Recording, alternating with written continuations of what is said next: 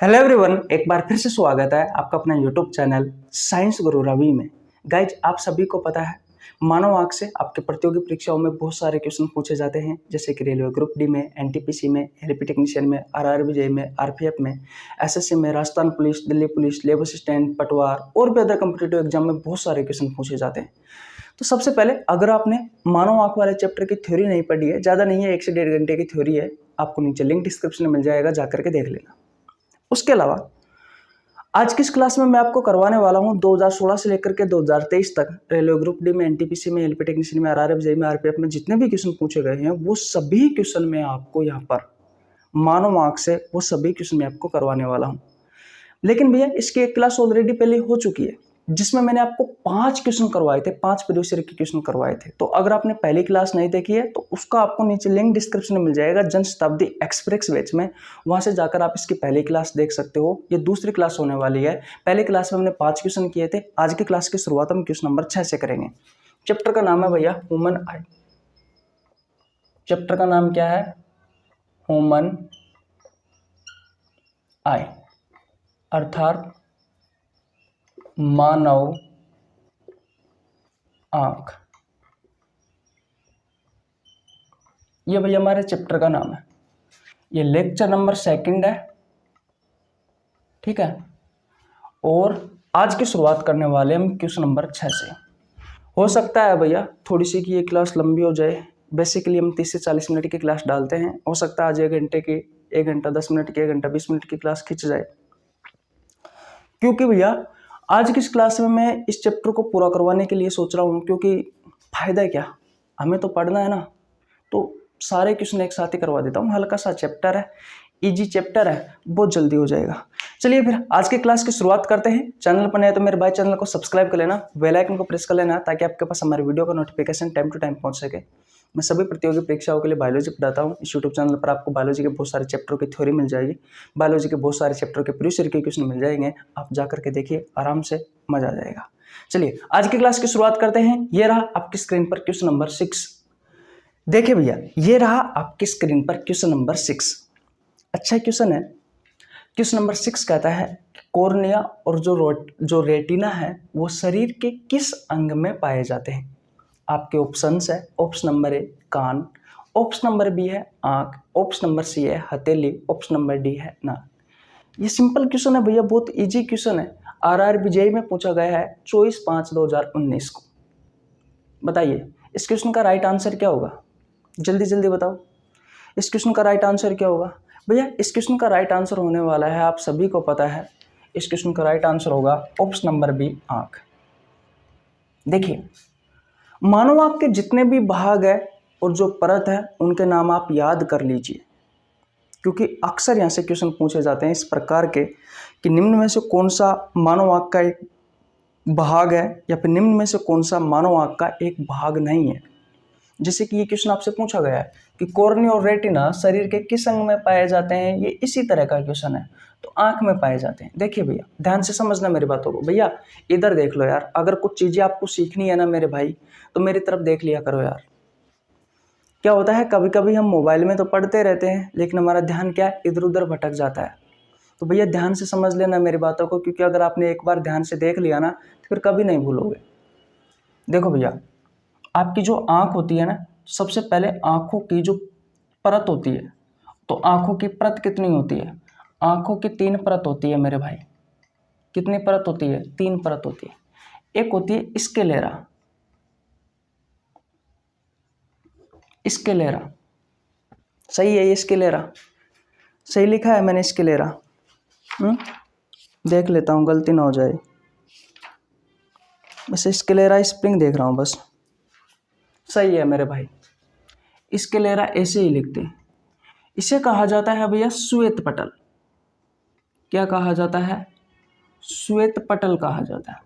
देखो, आपकी जो आंख होती है ना, इस आंख में आपको ये जो सफेद भाग दिखाई दे रहा है, ये वाला, ये वाला, इसी भाग को, इसी आंख की परत को कहा जाता है स्क्लेरा श्वेत पटल।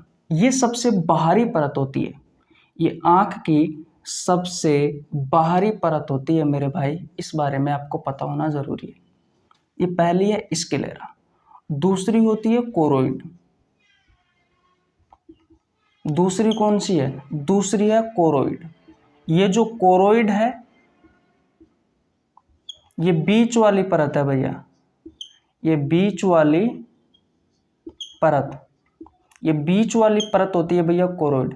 और इसमें याद रखना ब्लड वेसल्स होती है, और ब्लड वेसल्स यानी कि रुधिर वाहिका होती है जो ब्लड को लेकर के आती है। और ब्लड में क्या होता है? न्यूट्रिशन होता है भैया, पोषण होता है ब्लड में, जो आंखों को पोषण प्रदान करती है। ऑक्सीजन, ग्लूकोज, जल, ये सभी चीज़ें हमारे ब्लड में होती है भैया, जो कि जो बीच वाली परत होती है ना कोरोइड, उसके पास होती है ये ब्लड वेसल्स। इतनी बात क्लियर है। नंबर 3 पर होता है रेटिना। रेटिना, ये रेटिना सबसे अंदर वाली परत होती है, सबसे अंदर वाली परत होती है, सबसे अंदर वाली परत होती है। और इस रेटिना पर इमेज बनती है मेरे भाई। और याद रखना जो इमेज बनती है, यहाँ से क्वेश्चन पूछा जाता है, यहाँ पर जो इमेज बनेगी वो वास्तविक वह उल्टी बनती है, वास्तविक वह उल्टी बनती है। देखो आपकी जो आँख होती है ना, तो इस आँख की 3 परत होती है मेरे भाई। जैसे कि ये सबसे बाहरी हो गई।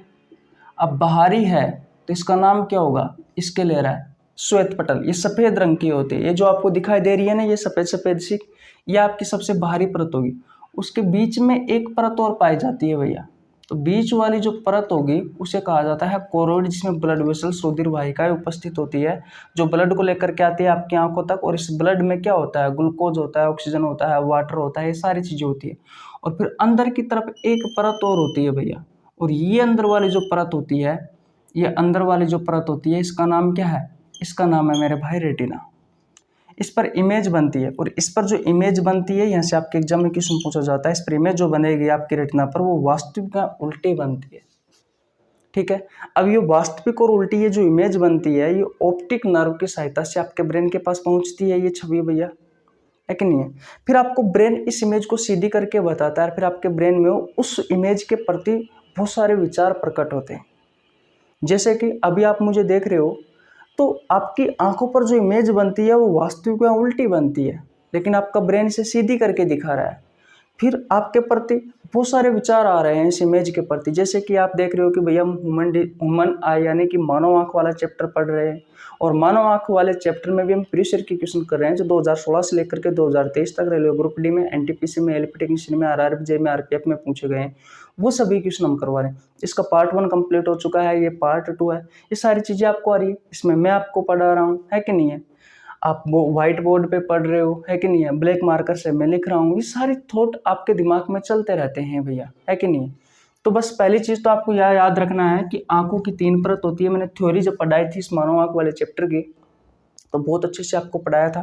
जो सबसे बाहरी परत है वो स्क्लेरा है, जो आपको सफ़ेद रंग की दिखाई देती है, बीच वाली कोरोइड है, और सबसे अंदर वाली रेटिना है, जो एक स्क्रीन की तरह काम करती है। रेटिना पर्दे की तरह काम करती है, जिस पर आपको इमेज दिखाई देती है, इमेज बनती है भैया, और जो इमेज बनेगी वो वास्तविक और उल्टी बनेगी।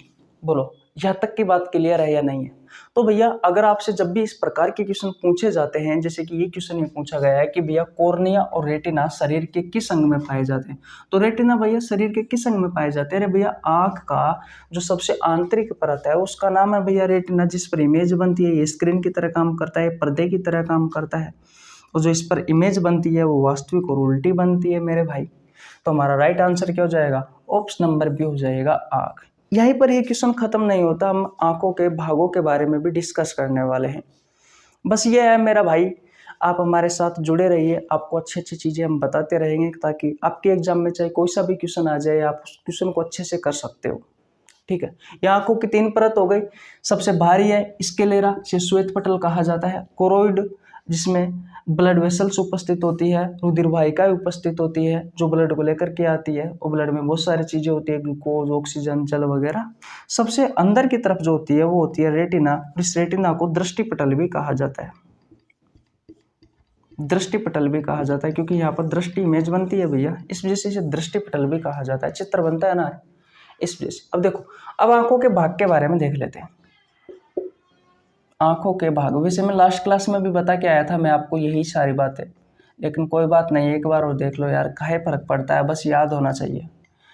आंखों का जो सबसे बाहरी भाग होता है ना भैया, जो उभरा हुआ भाग होता है, जब आप आंख पर देखोगे तो एक सबसे आंख का सबसे बाहरी भाग जो उभरा हुआ होता है वो होता है भैया कॉर्निया। वो कौन सा होता है? वो होता है कॉर्निया, जिसके बारे में आपसे क्वेश्चन में भी पूछा गया है कि जो कॉर्निया होता है वो कॉर्निया वो शरीर के किस अंग में पाया जाता है। कॉर्निया और रेटिना के बारे में पूछा गया है, तो ये आंख का सबसे बाहरी व उभरा हुआ भाग होता है। याद रखना मेरे दोस्त, जब भी आंख डोनेट की जाती है तो आंख डोनेट के समय, आई डोनेट के समय आंख का कौन सा भाग डोनेट किया जाता है, ये भी अक्सर आपसे आपके एग्जाम में क्वेश्चन पूछा जाता है। तो मेरे भाई, जब भी आपकी आंख डोनेट की जाती है तो आंख का कौन सा भाग डोनेट किया जाता है? तो मेरे भाई ये कॉर्निया वाला भाग ही डोनेट किया जाता है। ठीक है, ये नहीं है कि पूरी आंख निकाल कर भैया आंख लगा दी जाती है दूसरे इंसान में, ऐसा नहीं है भैया। आंख का सिर्फ ये वाला भाग, कॉर्निया वाला भाग डोनेट किया जाता है। मैं आपको बता दूं, ये खिड़की की तरह काम करता है। जिस तरीके से हमारे रूम में एक खिड़की लगी हुई होती है, अब सूर्य का प्रकाश जैसे ही हमने उस खिड़की को खोला तो सूर्य का प्रकाश है वो आपके रूम में आ जाता है, आता है ना। वैसे ही हमारी आंख में सबसे पहले जब प्रकाश प्रवेश करता है तो इसी कॉर्निया वाले भाग से प्रकाश प्रवेश करता है। इसके बारे में भी आपको पता होना ज़रूरी है। इसके अलावा आप ये कह सकते हो कि हमारी आंख की जो आइरिस यानी कि परितारिका और जो पुपिल यानी कि जो पुतली होती है उसे सुरक्षा प्रदान करने का काम भी यही करता है, कॉर्निया। वैसे इनके बारे में मैं आपको पहले भी बता के आ चुका, तो कोई दिक्कत वाली बात नहीं। उसके बाद में आइरिस, परितारिका, ये वाला जो भाग है परितारिका, ये भी भैया आपकी आंखों का ही भाग होता है। आइरिस जो होता है ये कलरिंग पार्ट होता है, ये रंग देने वाला भाग होता है। कहने का मतलब आपने देखा होगा हमारी जो आंखें हैं वो अलग अलग प्रकार की होती है, किसी की काली होती है, एक मिनट रुकना भैया, सॉरी। देखो हमारी जो आंखें होती है ना वो अलग अलग तरह की होती है, किसी की काली होती है, किसी की नीली होती है, किसी की बल्ली की तरह भूरी होती है। बिल्ली देखी है ना आपने किट, उसकी आंख देखी है कभी? भूरी भूरी सी होती है। बिल्ली के समान बहुत सारे इंसानों की आंख भी भूरी भूरी होती है भैया। तो वो अलग अलग प्रकार की जो होती है ना वो इसी आइरिस के कारण होती है कि नहीं। उसके अलावा पुपिल, पुपिल जो है इसे कहा जाता है पुतली।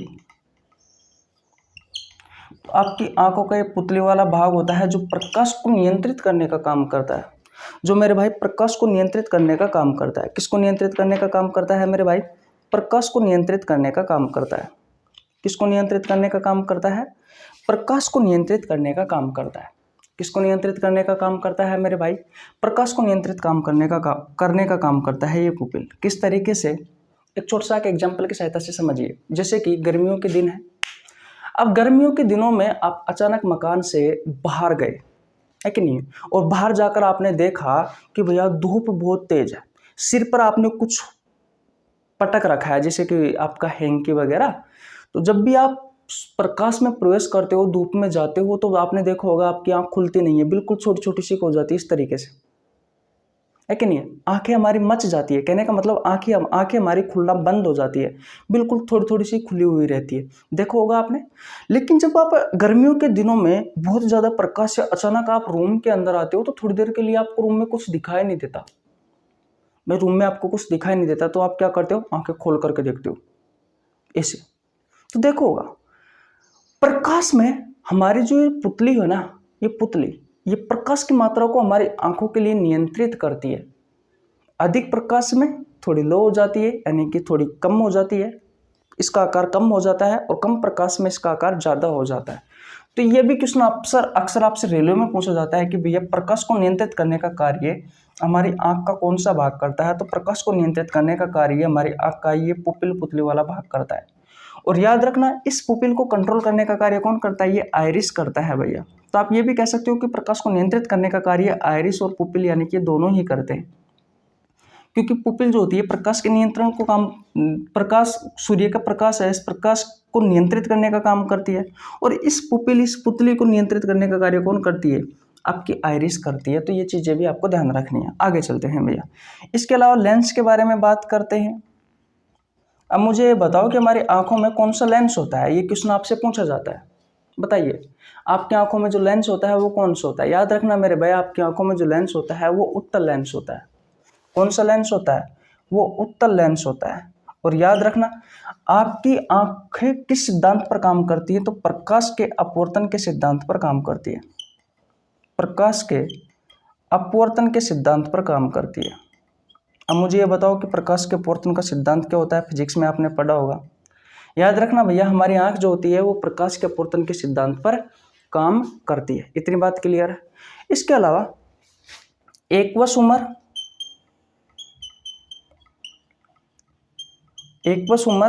और विट्रियस उमर, दो प्रकार के जलीय भाग होते हैं भैया। एक्वस जो उमर होता है ये आइरिस और पुपिल के पास होता है, और जो विट्रियस उमर होता है ये वाला भाग आपको लेंस और रेटिना के बीच में दिखाई देता है। मैं आपको थ्योरी वाले पार्ट में बहुत अच्छे से वहाँ पर पढ़ाकर आया हूँ। जलीय भाग है, आप सभी को पता है, हमारे आंखों में लेक्राइमल ग्लैंड होती है जो आंसू बनाने का काम करती है, वो यहीं पर होती है भैया। जो जलीय वाला भाग होता है ना, यहाँ पर। इसके अलावा लेंस को पकड़े रहने का कार्य सिलियरी मसल्स करती है। सिलियरी मसल्स करती है। अब आप सोच रहे होंगे कि भैया ये सारी बात तो हमें आती ही नहीं है, आप कहाँ से पढ़ा रहे हो और बहुत जल्दी जल्दी पढ़ा रहे हो। तो भैया मैं आपको बता दूं, मैंने मानव आंख वाला चैप्टर की थ्योरी बहुत अच्छे से पढ़ा रखी है। 1 घंटा और लगभग 8 से 10 मिनट की क्लास है। आपको नीचे लिंक डिस्क्रिप्शन में मिल जाएगा। एक एक पार्ट के बारे में बहुत डिटेल में चर्चा की है, जा करके देख लेना, सारी प्रॉब्लम आपकी सोल्व हो जाएगी। इसके अलावा ऑप्टिक नर्व पाई जाती है भैया। ये ऑप्टिक नर्व पता है क्या करती है? आपके रेटिना पर जो इमेज बनी है ना, वास्तविक और उल्टी, इसको आपके ब्रेन तक पहुंचाने का काम करती है। तो बस कुछ नहीं है, आपकी आंखों के यही भाग है भैया। आंखों में आपको क्या क्या पढ़ना होता है? हो, इसके अलावा आपको 2 चीजें और पढ़नी होती है। आपकी जो रेटिना होती है, इस रेटिना में 2 प्रकार की कोशिका पाई जाती है। एक पाई जाती है कोन सेल, जिसे शंकु कोशिका कहा जाता है, और दूसरी होती है रोड सेल, जिसे शलाका कोशिका कहा जाता है। इसके अलावा येलो स्पॉट और ब्लैक स्पॉट भी हम यहीं पढ़ते हैं। येलो स्पॉट और ब्लैक स्पॉट, अब ये क्या होते हैं मैंने वहां पर भैया थ्योरी वाले चैप्टर में बहुत अच्छे से पढ़ाया था, जा करके देख लेना। अगर मैं इसी क्लास को मैं 20 मिनट के लिए मैं खींचता हूँ तो भैया कुछ ज़्यादा हो जाएगा, है कि नहीं है? बस मेरे भाई, ये जितनी भी मैंने बोर्ड पर ये चीज़ें लिखी है, अगर आप इन सभी चीज़ों के बारे में अगर आप जान लेते हो तो मैं गारंटी के साथ वादा करता हूँ कि आपका एक भी क्वेश्चन है छूटेगा, ये मेरी गारंटी है मानव आंख वाले चैप्टर से। और मैं आपसे फिर कहता हूँ कि भैया एक बार मानव आंख वाला चैप्टर अगर आपने नहीं पढ़ा है तो जाकर के पढ़ लेना, मजा आ जाएगा। लेक्राइमल जो ग्लैंड होती है वो आंसू बनाने का काम करती है। आपके आंसुओं में जिंक पाया जाता है। इसके अलावा पानी तो होता ही होता है, सियाली कमल भी होता है। ज़्यादातर जो क्वेश्चन पूछे जाते हैं वो सियाली कमल से और जिंक से क्वेश्चन पूछे जाते हैं मेरे भाई। थ्योरी वाला चैप्टर नहीं पढ़ा था, आपको नीचे लिंक डिस्क्रिप्शन में मिल जाएगा, जा करके देख लेना, मजा आ जाएगा। बोलो, इतनी बात क्लियर है? अब देखो मैं आपका एक बार और रिवीजन करवा देता हूँ। आंखों की 3 परत होती है। इसके लिए है बाहरी परत है, कोरोइड बीच वाली परत है, और सबसे आंतरिक परत है वो रेटिना है। रेटिना में 2 प्रकार की कोशिका पाई जाती है, कोन सेल और रोड सेल। इसके अलावा इस पर येलो स्पॉट और ब्लैक स्पॉट भी पाए जाते हैं।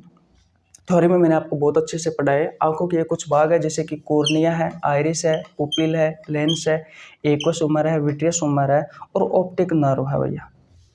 तो इन सभी के बारे में देख लेना मेरे भाई, यहाँ से अक्सर क्वेश्चन पूछे जाते हैं। मैं आपको फिर दोबारा से ऐसे ही और क्वेश्चन करवाने वाला हूँ जो अक्सर इसी जगह से पूछे गए हैं कि निम्न में से कौन सा एक आंख का भाग है, निम्न में से कौन सा एक आंख का भाग नहीं है। तो इन क्वेश्चन को भी देख लेना, या एक एक करवाऊँ या फिर धीरे धीरे करवाऊँ? चलो ठीक है, अब इस टाइप का क्वेश्चन नहीं करवाऊंगा, दूसरे तरह का क्वेश्चन करवाऊंगा, ताकि आपके दिमाग से बातें निकल जाए। फिर आपसे क्वेश्चन पूछता हूँ कि आप वास्तविकता में उस क्वेश्चन को कर पाते हो नहीं कर पाते। तो स्क्रीनशॉट ले लीजिए, इसका राइट आंसर हो जाएगा ऑप्शन नंबर बी। बिल्कुल इजी क्वेश्चन RRB जेईई में पूछा गया है 24/5/2019 को। गाइज मैं आपको बता दूं, 1 फरवरी से हमने एक बैच की शुरुआत की थी रेलवे वाले बच्चों के लिए। उस बैच का नाम है जन शताब्दी एक्सप्रेस बैच। 1 फरवरी से की थी भैया। समय काफ़ी हो चुका है, लेकिन कोई बात नहीं है, क्योंकि अभी हमारी एग्जाम में टाइम है। इस बैच में मैं आपको बायोलॉजी के प्रीवियस ईयर के क्वेश्चन करवा रहा हूँ भैया। 2016 से लेकर के 2023 तक रेलवे ग्रुप डी में, एनटीपीसी में, एलपी टेक्नीशियन में, RRB जेईई में, RPF में जितने भी क्वेश्चन पूछे गए हैं मेरे भाई, वो सभी क्वेश्चन मैं आपको करवा रहा हूँ। तो जाकर के देख लेना। सबसे पहली बात तो मेरी यही है, हाथ जोड़कर रिक्वेस्ट है मेरे भाई, अगर आप रेलवे की तैयारी कर रहे हैं और आप चाहते हैं कि हमारा बायोलॉजी से एक भी क्वेश्चन नहीं छूटे, अगर आपके दिमाग में गलत फहमी है ना कि बायोलॉजी से रेलवे में क्वेश्चन नहीं आते हैं, तो निकाल देना। और अगर आपको फिर भी डाउट है कि भैया मैं बायोलॉजी के सारे ही क्वेश्चन आते हैं, तो भैया कल वाले 3-4 क्वेश्चन मैंने आपको बहुत अच्छे लेवल के दिए हैं, नीट लेवल के दिए हैं, वहाँ जा कर के देख लेना। और वो नीट लेवल के नहीं है, वो रेलवे में भी अक्सर कभी कभी पूछ लिए जाते हैं। तो अब कल जाकर कहाँ देखना है, आपके दिमाग में क्वेश्चन आ रहा होगा अगर आप नए आए हो तो मैं आपको बता दूं भैया, हर रोज कम्युनिटी पोस्ट में हम 10 क्वेश्चन डालते हैं जो आपसे अलग अलग प्रतियोगी परीक्षाओं में पूछे गए हैं। चैप्टर वाइज करवा रहे हैं, कोशिका वाले चैप्टर के मैं अभी यहाँ पर प्रीवियस ईयर की क्वेश्चन डाल रहा हूँ जो आपसे रेलवे में, एसएससी में, एनडीए, पीसीएस, नीट, पटवार, पुलिस, सभी कॉम्पिटिटिव एग्जाम में पूछे गए हैं भैया। लगभग 4-5 दिन तो हो गए हमें सेल वाले चैप्टर के प्रीवियस ईयर क्वेश्चन डालते डालते, है कि नहीं है। धीरे धीरे और भी डाल रहे हैं भैया। तो उसका टाइम रहता है भैया, सुबह 4 बजे से स्टार्ट हो जाता है, रात को 10 बजे तक चलता है। हर 2 घंटे में हम क्वेश्चन डालते हैं, जैसे कि सुबह 4 बजे, फिर 6 बजे, फिर 8 बजे, फिर 10 बजे, फिर 12 बजे, फिर दिन में 2 बजे, फिर 4 बजे, फिर 6 बजे, फिर 8 बजे, फिर 10 बजे। ऐसे सुबह 4 बजे से लेकर के रात को 10 बजे तक भैया वहाँ पर क्वेश्चन आते रहते हैं और लोग वहाँ उनका आंसर देते रहते हैं। हर रोज़ 10-5 हज़ार स्टूडेंट उन क्वेश्चनों का आंसर देते हैं। तो आप भी दीजिए भैया, अगर आप नहीं देते हैं तो वहाँ पर जाकर के देख लेना भैया। अगर आपको ये डाउट है ना कि मुझे बायोलॉजी आती है, तो भैया वहाँ जा करके देख लेना। आपका जो डाउट है ना वो दिल से बाहर निकल जाएगा, दिमाग से नहीं, दिल से भी बाहर निकल जाएगा। ओवर कॉन्फिडेंस में मत जियो मेरे भाई, क्वेश्चन आएंगे और आपको पता है सिलेक्शन के लिए तो 1 नंबर ही बहुत होता है। इतनी बात क्लियर है, किसी को प्रॉब्लम? और ये सिर्फ रेलवे वाले बच्चों के लिए नहीं है कि आप किसी भी प्रतियोगी परीक्षाओं की तैयारी कर रहे हो, हम सब के लिए लेके चल रहे हैं आपको। इतनी बात क्लियर है मेरे भाई, किसी को कोई प्रॉब्लम यहाँ तक बिल्कुल नहीं चाहिए। अब देखो, मैं जनशताब्दी एक्सप्रेस बैच की बात कर रहा था कि मैंने 1 फरवरी से रेलवे वाले बच्चों के लिए इसकी शुरुआत की थी, जिसमें आपको 2016 से लेकर के 2023 तक जितने भी क्वेश्चन पूछे गए रेलवे में, वो सभी क्वेश्चन आपको करवा रहा हूँ। जूलॉजी कंप्लीट होने वाली है, सिर्फ रेस्पिरेटरी सिस्टम बचा हुआ है और आपकी बॉटनी बची हुई है। तो आगे आने वाले 1-2 महीने में हम आपका सिलेबस करवा देंगे कंप्लीट भैया, बस जुड़े रहिए आप हमारे साथ, और कुछ नहीं चाहिए। और हाँ, एक इंपॉर्टेंट सूचना, टेलीग्राम अगर आपने ज्वाइन नहीं किया तो टेलीग्राम ज्वाइन कर लेना भैया। आपको नीचे लिंक डिस्क्रिप्शन में मिल जाएगा, नहीं तो ऊपर जाकर के चैनल पे आप देखोगे प्रोफाइल में, तो वहाँ पर भी आपको मिल जाएगा। ठीक है मेरे भाई, क्योंकि टेलीग्राम चैनल पर भी हम डाइजेस्टिव सिस्टम के प्रीवियस क्वेश्चन डाल रहे हैं जो आपसे अलग अलग प्रतियोगी परीक्षाओं में अलग अलग पूछे गए हैं। ठीक है मेरे भाई, ओके। चलिए फिर अब आपका समय खराब नहीं करते हुए क्वेश्चन नंबर 7 की ओर चलते हैं। चलिए क्वेश्चन नंबर 7 की ओर। ओके, देखिए भैया, ये रहा आपकी स्क्रीन पर क्वेश्चन नंबर 7। बताइए, क्वेश्चन नंबर 7 कहता है कि मानव की आंख निम्न में से किस सिद्धांत पर काम करती है। अभी लास्ट क्वेश्चन में मैं आपको बहुत अच्छे से डिस्कस करके आया था कि भैया हमारी जो आंख है वो किस सिद्धांत पर काम करती है। और देखिए, ये क्वेश्चन आपसे आरआरबी जेईई में पूछा गया था 1/6/2019 को। कब? 1/6/2019 को। बोलो, देखो अभी आपको सब कुछ ईजी लग रहा है क्योंकि आप पढ़ रहे हो ना मेरे साथ। इस वजह से जब आप बहुत सारे अलग अलग बुक पढ़ोगे, अलग अलग सिलेबस है, जो भी आपके सिलेबस में जो बुक है वो सभी आप तैयार करोगे। ज़्यादातर आप फोकस आपके मैथ पर, रीजनिंग पर, फिजिक्स, केमिस्ट्री, है कि नहीं, इन सभी पर दोगे, तब वहाँ पर ये क्वेश्चन आएगा ना आपसे, तो आप कंफ्यूज हो जाओगे कि एक्चुअली में पूछा क्या गया था हमें। अरे भाई, प्रकाश के किस सिद्धांत पर काम करती है हमारी आँख? प्रकाश के प्रकीर्णन पर काम करती है, या प्रकाश के प्रक्षेपण पर काम करती है, या प्रकाश के अपवर्तन पर काम करती है, या फिर प्रकाश के परावर्तन पर काम करती है? आरआरबी जेईई में पूछा गया क्वेश्चन है, 1/6/2019 को पूछा गया। 2019 में अभी क्वेश्चन आया है भैया। बताइए क्या होगा इस क्वेश्चन का राइट आंसर, क्या होगा? आप सभी को पता है भैया, रेलवे की तो वैसे ही एग्जाम नहीं होती। ये नहीं है कि भैया हर साल होती है, हर साल कैलेंडर आता है एसएससी की तरह, ऐसा नहीं है। 4-5 साल में एक बार एग्जाम होती है मेरे भाई। अच्छे से तैयारी कर लो, जिंदगी सुधर जाएगी। देखो भाई, एक बात बताता हूँ मैं आपको, अगर आप चाहते हो ना कि हमारी ज़िंदगी अच्छी हो जाए, अब की तरह ना रहे, पहले की तरह नहीं रहे, ये जो आप गरीबी का जो झंझट देख रहे हो ना अपने सिर पर, आप चाहते हो ना कि यार हमारी ज़िंदगी एकदम बदल जाए, मेरे भाई 6 महीना लगा लो। 6 महीना दे दो अपने आप को, मैं गारंटी के साथ वादा करता हूँ लिख कर। किसी से मिलना जुलना बंद कर दो, रिश्तेदारी में जाना बंद कर दो, शादी पार्टी बंद कर दो मेरे भाई। किसी यार दोस्त से बात करना, मैं ये नहीं कहता कि यार दोस्ती अगर आप बात करते हो तो ठीक है, लेकिन मेरे हिसाब से इस ज़माने में भाई कोई काम नहीं आता। अगर आपके पास 2 रुपए हैं तो 2 लोग आकर के बैठेंगे, नहीं तो कुछ नहीं है। सब कुछ छोड़ दो, सिर्फ मम्मी पापा भाई बहन से बात करना है, जो अपने 1-2 अच्छे दोस्त है, जो हमारा बुरा नहीं सोचते हैं। बुरा नहीं सोचने का मतलब ये है कि वो हर परिस्थिति में आपका साथ देते हैं। सिर्फ उन्हीं लोगों से आपको बात करनी है। जो बुरे लोग हैं, जो गलत संगत वाले लोग हैं, उनसे बिल्कुल दूर रहना है। और 6 महीने तक बिल्कुल गायब हो जाओ भैया मार्केट से। पता ही नहीं लगने देना कि भैया कोई यहाँ पे रह रहा है या कोई यहाँ पर रह रहा है या फिर नहीं रह रहा। किसी को अपनी बात बतानी नहीं है। जो कुछ भी आप पढ़ रहे हो, कुछ भी कर रहे हो, किसी को नहीं बताना भैया। ना ही कोई स्टेटस लगाना है, ना ही कोई लगाना है। फेसबुक, व्हाट्सअप सब बंद कर दो। बस जुट जाओ मेरे भाई, मेहनत करो यार। यकीन मानना मेरे दोस्त, अगर 6 महीने आपने लगातार तैयारी कर ली ना, तो 6 महीने के बाद में आपकी ज़िंदगी एकदम पलट जाएगी। 6 महीने के बाद में सारी ज़िंदगी एकदम पलट जाएगी मेरे भाई। आप सोचोगे कि यार 6 महीने में ऐसा क्या हुआ है कि एकदम कैसे पलट गई। बस अपने आप पर काम करो यार। समय किसी को मत दो। ज़्यादा से ज़्यादा 10 मिनट, 15 मिनट सुबह जल्दी जाओ यार। सुबह 3-4 बजे उठो, मॉर्निंग वॉक करो, थोड़ी बहुत रनिंग अनिंग की, डिप्स विप्स मारी, खाया पिया, पढ़ने बैठ जाओ। दिन में 1-2 घंटे का आराम ले लो ताकि आपका ब्रेन अच्छे से काम करे। शाम को आराम से पढ़ो, जल्दी सो जाओ या कोई बात नहीं, 10-11 बजे तक आराम से तो सो सकते। 5-6 घंटे की नींद सफिशिएंट होती है एक इंसान के लिए मेरे भाई। कुछ नहीं है यार, दम लगा करके पढ़ो। मेहनत करोगे तभी काम होगा, ठीक है। आप स्वयं समझदार हो, मैं तो आप में से बहुत सारों में से छोटा ही होगा। और छोटा हो बड़ा हो वो कोई बात नहीं है यार। अगर कोई अच्छी बातें बता रहा है ना, सीख लेनी चाहिए। बताइए अब इस क्वेश्चन का राइट आंसर क्या है। फिर आपकी मर्जी है, मत कहना कि ज्ञान दे रहा। मैं कौन होता हूँ भाई ज्ञान देने वाला। लेकिन हमारा फर्ज बनता है यार इन चीज़ों को बताना।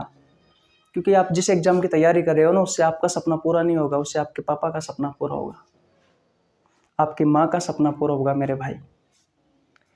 जब मम्मी पापा पर बात आ जाती है ना, तो फिर बात ही कुछ और रहती है। हमारा सपना कोई बात नहीं है, सपना पूरा हुआ या नहीं हुआ कोई दिक्कत नहीं है, चलेगा। लेकिन मम्मी पापा का सपना जरूर पूरा होना चाहिए, ठीक है।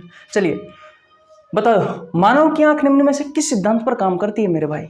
अभी लास्ट क्लास में मैं आपको बहुत अच्छे से पढ़ा के आया हूँ कि भैया मानव की जो आंख होती है ना, वो किस सिद्धांत पर काम करती है। वो प्रकाश के अपवर्तन के सिद्धांत पर काम करती है। RRB जेईई में पूछा गया क्वेश्चन है 1/6/2019 को।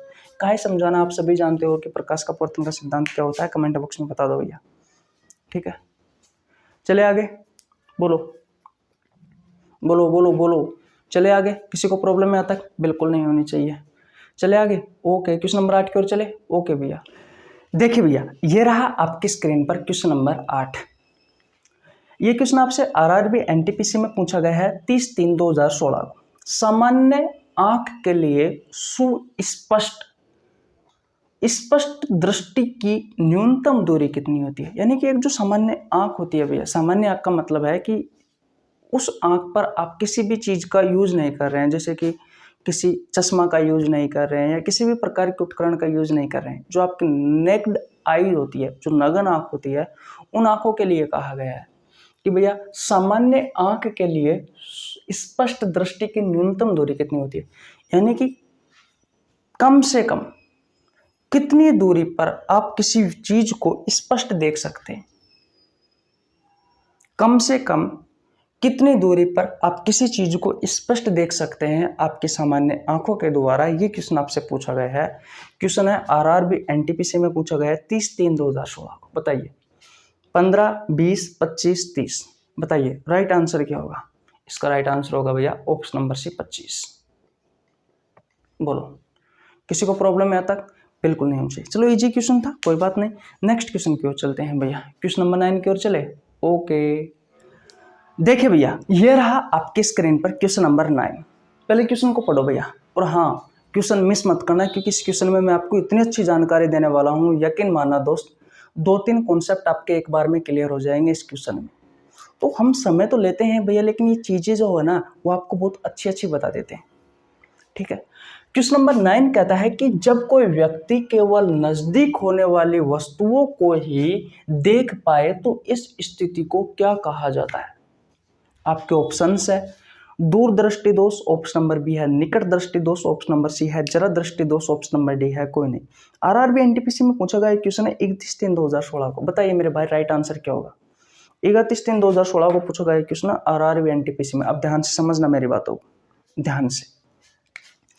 कि निकट दृष्टि दोष के बारे में समझते हैं। ये बीमारी है भैया निकट दृष्टि दोष, जिसका संबंध है हमारी आंखों से। तो आपसे इस प्रकार के क्वेश्चन भी पूछे जाते हैं कि निम्न में से किस रोग का संबंध हमारी आंखों से है।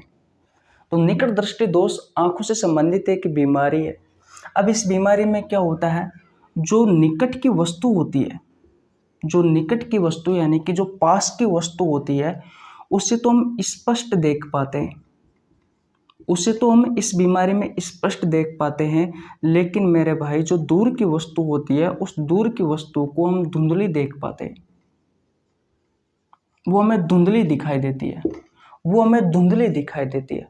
और इसके लिए जो आप चश्मा यूज करते हो, तो चश्मा में जो लेंस का उपयोग किया जाता है मेरे भाई, वो अवतल लेंस का उपयोग किया जाता है, वो अवतल लेंस का उपयोग किया जाता है। तो आपसे क्वेश्चन पूछा जाता है कि निकट दृष्टि दोष के लिए किस प्रकार के लेंस का उपयोग किया जाता है, तो अवतल लेंस का उपयोग किया जाता है मेरे भाई। इस बारे में आपको पता होना जरूरी। बोलो चीज आपको समझ में आई या नहीं आई, सबसे पहले मुझे ये बताओ। देखो मैंने आपसे कहा है कि निकट दृष्टि दोष ये एक बीमारी है, इस बीमारी का संबंध हमारी आंखों से है मेरे भाई। मैंने क्या कहा, निकट दृष्टि दोष एक बीमारी है और इस बीमारी का संबंध हमारी आंखों से है। इसमें देखो पहला शब्द आ रहा है निकट। इसका मतलब क्या है कि भैया इसमें निकट की वस्तु स्पष्ट दिखाई देगी और दूर की धुंधली दिखाई देगी। और इसके लिए कौन सा लेंस उपयोग में लिया जाएगा, इसके लिए भैया अवतल लेंस उपयोग में लिया जाएगा। इतनी बात क्लियर है, याद हो गई भैया पहली बीमारी। दूसरी देखिए, दूसरी है भैया दूर दृष्टि दोष।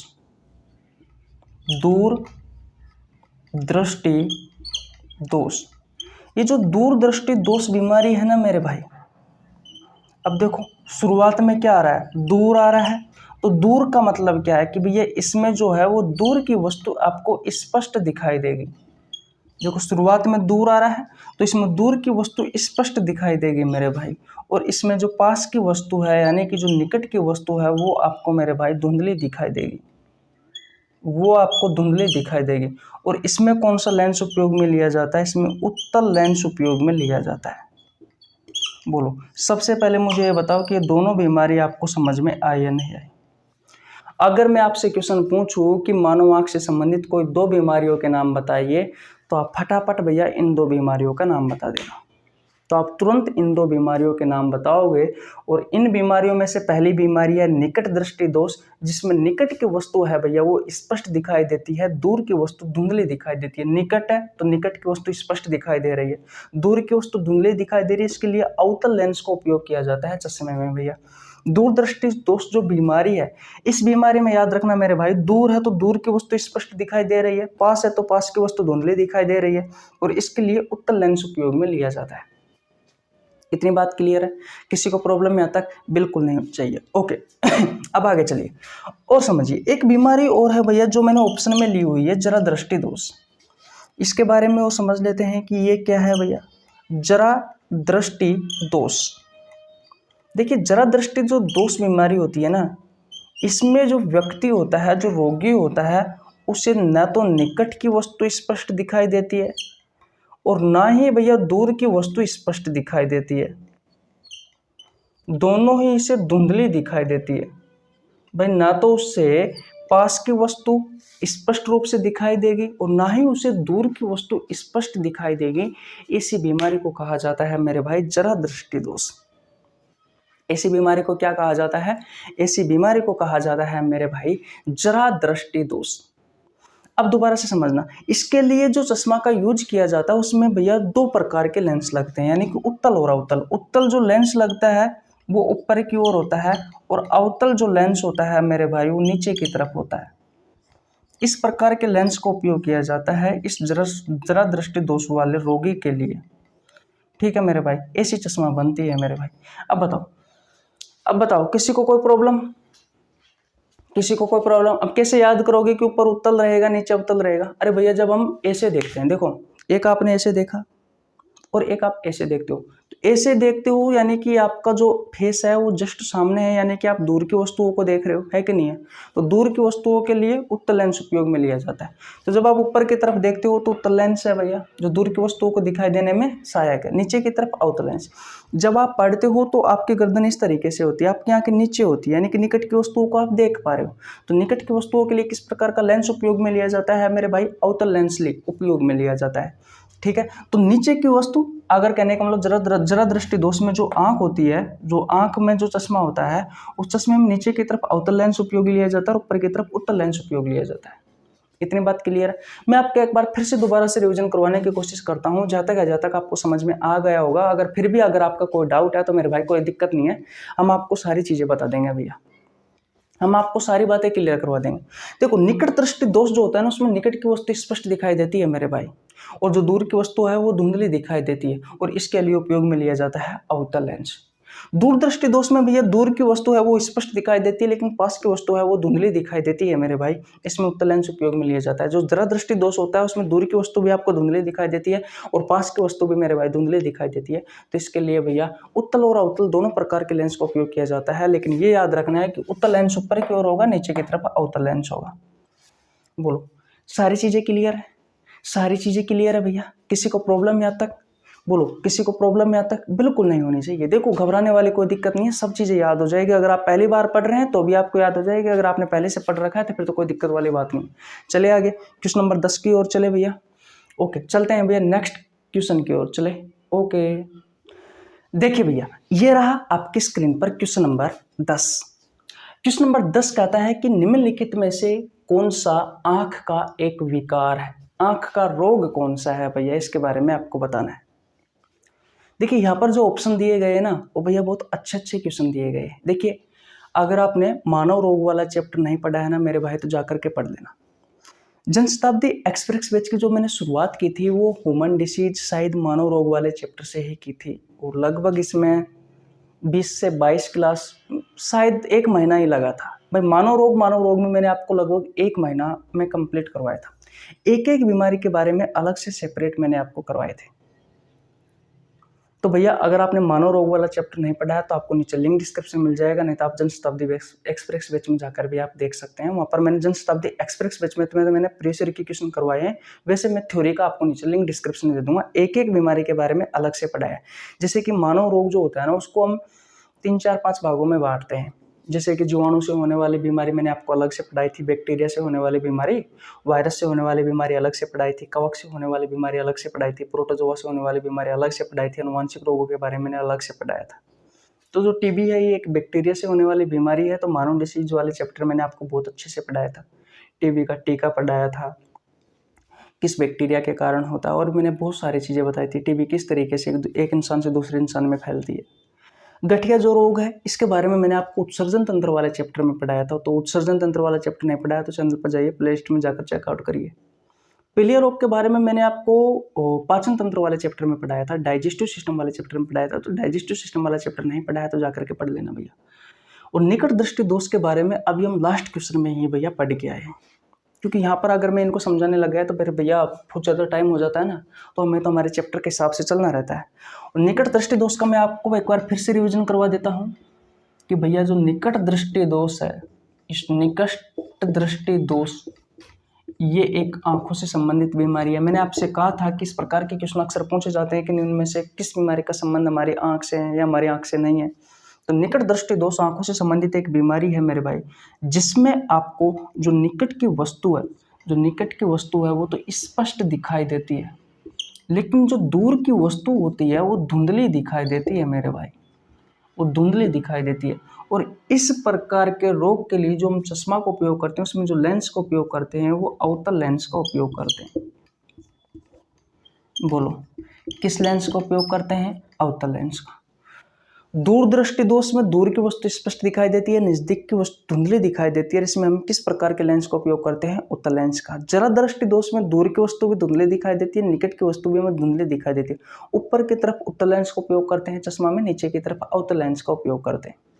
तो इसका राइट आंसर क्या हो जाएगा? आरआरबी ग्रुप डी में पूछा, आरआरबी जेई में पूछा गया, ऑप्शन नंबर डी इसका राइट आंसर हो जाएगा 22/5/2019 को। एग्जामिनर आपके साथ में मजाक करता है भैया।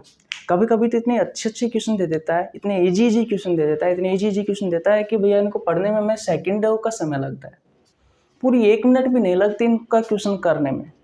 और यही एक ऐसा समय होता है, देखो बायोलॉजी एक ऐसा सब्जेक्ट है, बायोलॉजी ले लीजिए भाई, फिजिक्स और केमिस्ट्री में तो हो सकता है कि केमिस्ट्री में हो सकता है कि भैया आपको कोई कैलकुलेशन करनी पड़े, कि केमिस्ट्री में तो कोई रिएक्शंस वगैरह होती है ना, विक्रिया वगैरह, उनको सोल्व करने के लिए टाइम लग सकता है।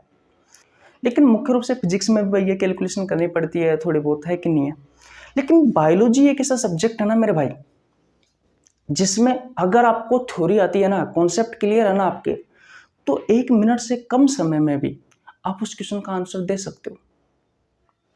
मैं बताऊं, रेलवे में जो आपका सिलेबस है, जैसे कि करंट अफेयर है और जीके वगैरह है कि नहीं है, साइंस है, तो साइंस में बायोलॉजी और आपके कंप्यूटर के क्वेश्चंस हो गए, इसके अलावा आपके करंट अफेयर हो गए, इसके अलावा आपके जो पुरानी जीके हो गई, है कि नहीं है।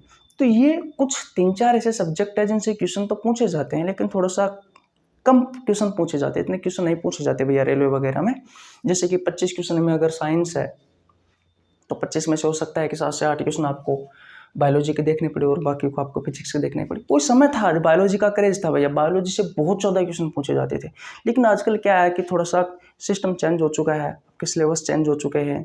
चेंज तो नहीं है, सब कुछ वही है, बस थोड़ा बहुत फर्क किया है कि नहीं है। ज़्यादातर क्वेश्चन आप फिजिक्स और केमिस्ट्री से पूछे जाने लगे हैं मेरे भाई।